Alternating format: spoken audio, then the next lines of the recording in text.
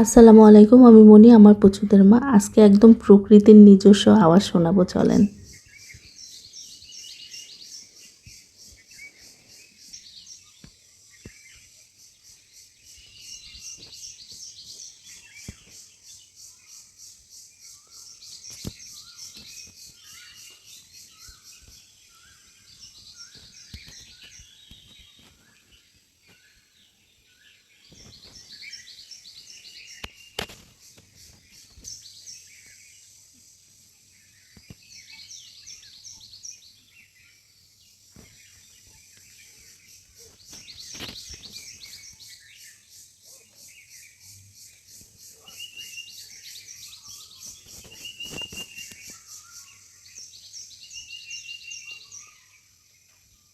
আসসালামু আলাইকুম, আমি মনি, আমার পুচুদের মা। তো বাড়ি থেকে আসার পরে ছাদে উঠে মনটা একদম খুশি হয়ে গেছে। সেটা হচ্ছে এই ড্রামটা আর এই মাটিগুলো হচ্ছে আমার, কিন্তু গাছটা আমার না। আমাদের বাসা যে দ্বিতীয় তলায় এক ভাই থাকে, ওই ভাই হচ্ছে আমার হাজব্যান্ডের কলিগ। তো উনি হচ্ছে রমজান মাসে এই গাছটা আমার ড্রামে লাগাইছিল। তো তারপরে তো রমজানের পরে ঈদ করতে বাড়িতে গেছিলাম। বাড়িতে অনেক দিন থেকে পরে বাসায় আসছি। এসে দেখি এই গাছে এত পরিমাণ মরিচ ধরছে, মাশাআল্লাহ, আলহামদুলিল্লাহ। আর ওই ভাইয়ের ট্রান্সফার হয়ে গেছে, ভাই চলে গেছে। তো যেহেতু ড্রামটা আমার, উনি গাছটা লাগাইছিল, তা আমি সেই ভেবেই আসলে কয়েকটা মরিচ তুলেও নিয়ে আসছি। আর দেখেন ছাদের পরিবেশ এত সুন্দর, মানে একটু মেঘলা মেঘলা, দূরেও ওই যে পাহাড় দেখা যাচ্ছে। আর বাড়ি থেকে এসে আমি যে কতগুলো কাপড় ধুইছি তার ঠিক নেই। আর এদিকে আমার ছাদে হচ্ছে কাটা গোলাপ ফুল ফুটছে, মানে দেখতেই কেমন যেন একটু শান্তি শান্তি লাগতেছে। তো যাই হোক, ছাদ থেকে নেমে বাসায় ঢুকে আমার হাজব্যান্ড হচ্ছে মোরগ পোলাও নিয়ে আসছিল। মোরগ পোলাও না মুরগি পোলাও, যাই হোক কিছু একটা হইলেই হয়েছে। তো সবার জন্য নিয়ে আসছিল, আমি আমার বাচ্চাদের জন্য বেড়ে নিছি, তাদেরকে খাওয়াই দিয়ে তারপরে আমরা খাবো। আর এখন আসছে একটা জিনিস, মানে একটা কি বলবো, কালারফুল একটা জিনিস বানাবো। সেটা হচ্ছে তরমুজ তো প্রায় শেষের দিকে, এখনও আছে, তবে খুব বেশি দিন থাকবে না। তো একটা তরমুজও নিয়ে আসছিল। তো তরমুজ খাওয়ার পরে ওই যে উপরের লাল অংশ আর নিচের যে সবুজ অংশ, এটা খুব ভালোভাবে ফেলে দিতে হবে।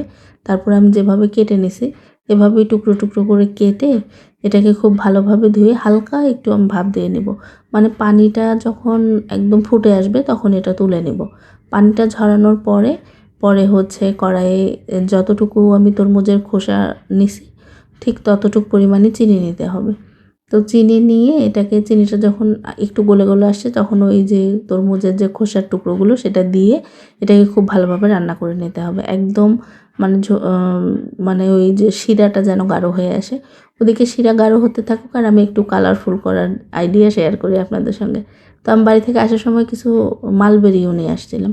সেই মালবেরির রস আর অপরাজিতা ফুল, সেটা দিয়ে একটা কালার করব। আর বাসায় রেগুলার রান্নার যে হলুদ গুঁড়ো থাকে সেটা দিয়ে একটা কালার করব। আর অপরাজিতা ফুলের মধ্যে একটু আমার বাগানেরই কিছু লেবু নিয়ে আসছিলাম, সেই লেবুর রস দিলে কালারটা একটু ডিফারেন্ট হবে। আর একটাতে কোনো কালারই মেশাবো না, তাতেই তো 5টা কালার হয়েই যাবে। সাদা, বেগুনি, হলুদ, তারপরে হচ্ছে লাল, আর একটা হচ্ছে একটু ডিফারেন্ট হবে, বেগুনো থেকে একটু ডিফারেন্ট হবে। তো আমার এই যে সবগুলো তুলে নিয়েছি, যখন ঝোলটা গাঢ় হয়ে গেছে তখন ওই যে কালার করছিলাম নিজে, সেগুলোর মধ্যে একটু একটু করে তুলে দিছি। তো এটা হচ্ছে পরদিনের ভিডিও, দেখেন কত সুন্দর কালার হয়েছে। আর মাঝে যে সবুজটা দেখতে পাচ্ছেন, এটা আমার মেয়ের জন্য। আমার মেয়ে দৌড়ে এসে বলতেছে, আম্মু একটু আরেকটা কালারও করো। যদিও সে টুটি ফুটি খায় না, তারপরেও মানে তার চোখে মানে দেখতে ভালো লাগবে এই জন্যই। তো ওই সবুজ কালারটা হচ্ছে ফুড কালার, আর আদারওয়াইজ সবগুলোই হচ্ছে হোমমেড কালার। তো আমি যেটা চাইছিলাম যে লেবুর রস দিয়ে একটু ডিফারেন্ট কালার হবে, লেবুর রসটা কম হয়ে গেছিলো, যার ফলে কালারটা অতটা ডিফারেন্ট আসে নাই। তো যাই হোক, এগুলো হচ্ছে এখন ফ্রিজে রেখে দেব। এগুলো তো কেক, তারপরে অনেক সময় পাউরুটির মধ্যেও দিয়ে করা যায়। আর খেতে তো মানে ভীষণ মজা। আর তার মধ্যে হচ্ছে একদম হোমমেড, উইদাউট প্রিজারভেটিভ কালার। তো আমার এই আইডিয়া আপনাদের কেমন লাগলো? আপনারাও চাইলে বাসায় বসে মানে ওই হার্মফুল ফুড কালার না দিয়ে নিজেরা এভাবে মানে বুদ্ধি করে বিটরুট দিয়েও কালার করা যায়।